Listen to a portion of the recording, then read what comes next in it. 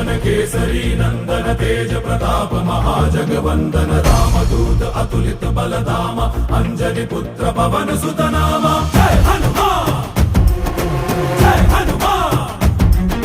भूत पिशाच निकट नहीं आवे महावीर जब नाम सुनावे संकट से हनुमान छुड़ावे जन्म जन्म के दुख बिसरावे।